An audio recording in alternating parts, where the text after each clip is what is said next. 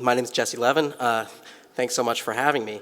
I'm going to talk a little bit about two studies that we've recently done, educator and teacher supply demand studies in both the states of Oklahoma and Massachusetts, just to give you a flavor for some of the research that's out there other than California, and trying to draw some parallels in what we found there, and both in terms of some of the results that we found that were similar to what LPI found, and also some of the things that we could do because we had more detailed data. And if you take nothing more away from this, I'd like you to take away that having individual staff data is really, really powerful and allows you to do a few things that you can't do with aggregate figures.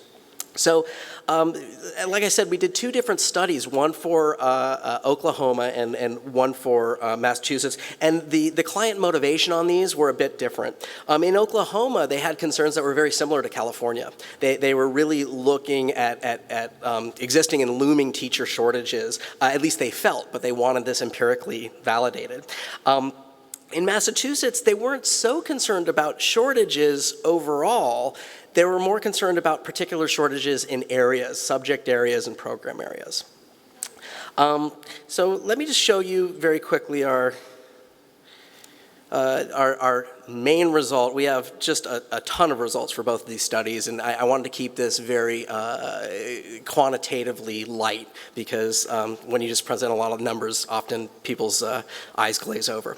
So what we found in Oklahoma was that indeed there was a shortage, and we did 10-year projections for Oklahoma. Right here, we're just showing you the 5-year projections. We feel more confident with those. Here we projected that demand was going to grow about 2.5% over 5 years. However, supply was only going to grow at about 1.8%. So if demand grows faster than supply, you end up with a shortage. And the shortage was about 0.7%. And that doesn't seem that large. However, we had the benefit of working with individual level data. So we could really get down to a very granular level of how we looked at it. So we looked at both we broke out the data by primary position and did supply and demand estimates by primary position, including, administrators and subject-specific teachers, et cetera, et cetera.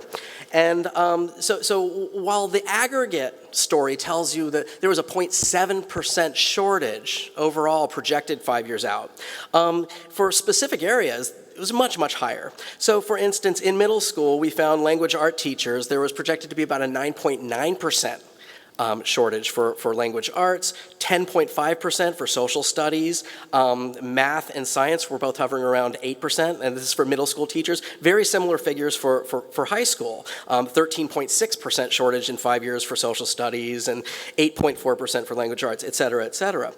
In contrast, there were other areas where there were actually projected to be surpluses of teachers. So, we had elementary education and administrative staff, and we were projecting 5 years out a 2.4% and 4.9% surpluses in these areas. So the main takeaway here is that looking at the aggregate figures can sometimes be quite misleading. And if you have access to more detailed granular data, we better very well use it, because otherwise we might be developing policy that is not as effective as it should be.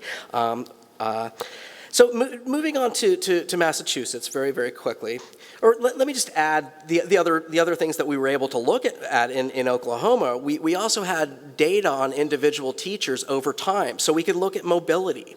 So we looked at the flows of staff that were leaving, staying, new staff, and then moving. So we can look at mobility across districts, which is really relevant to where you want to assess are good teachers moving to, say, the more affluent districts, right?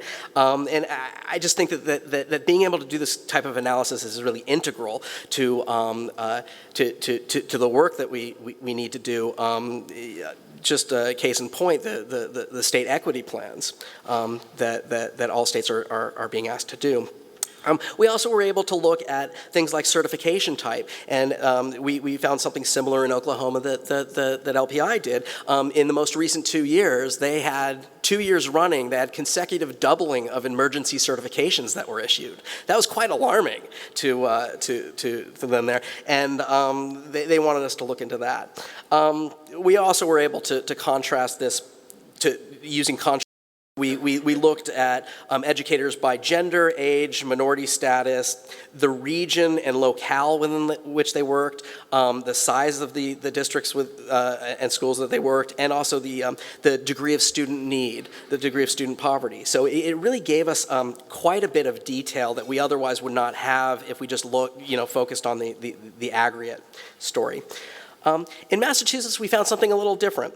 And here, we did not have access to individual level data. And so we were much more limited and had to make many more assumptions with the data that we did have. Most of the data in this study was at the school level.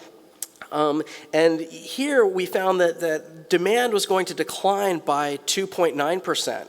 Statewide, but supply was going to decline only by 1.3%. So here's the opposite story. They're expecting surpluses, and we were a bit surprised because we thought, oh, wow, we're going to go in here and find some shortages. When we actually talked to the client, they said, no, we were pretty much expecting that. A lot of this was due to enrollment declines that they're experiencing there.